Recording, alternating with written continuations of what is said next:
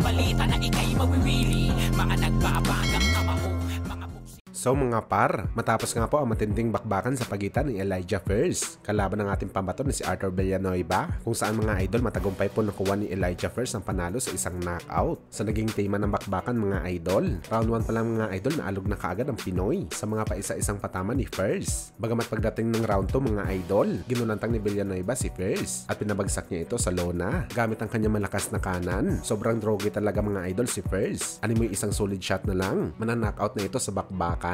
Pero nakasurvive si First mga idol sa round. At pagdating naman sa round 4 mga idol, nakabawi po si Elijah First. Pinabagsak nito ang Pinoy ng 2 beses sa lona at tuluyan na sumuko si Villanueva sa laban. Sayang talaga mga idol para kay Villanueva. Konting kembot na lang sana panalo na ito. Pag si Casimero ang kalaban ni First na yun mga idol, wala, matutulog talaga si First sa angas ng Pinas sa bakbakan.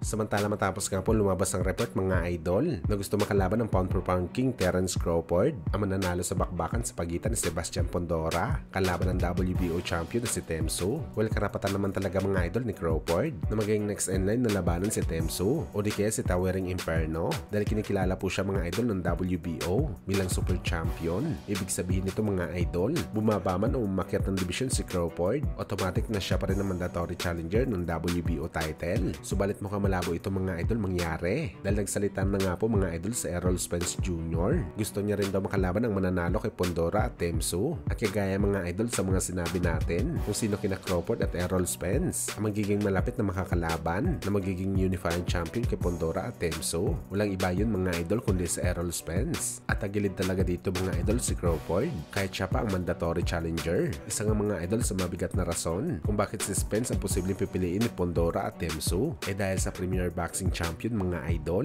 Sa mga hindi po nakakaalam mga idol, si Pondora at Temsu loyal po na fighter ng PBC. Kaya malamang mga idol, mas priority nila na palagan ang isa sa mga cash cow ng PBC na si Errol Spence kaysa kay Terence Crawford na walang promotion ang humahawak sa kanya. Sa madaling salita mga idol, walang kasiguraduhan kung kikita na malaki si Temsu o di kaya si Pondora kay Crawford. Kaya hindi na talaga tayo mga idol magugulat kung mabalitaan na lang natin na magre-retero na si Crawford sakali maunahan siya ni Spence sa title fight nito sa 154 pounds.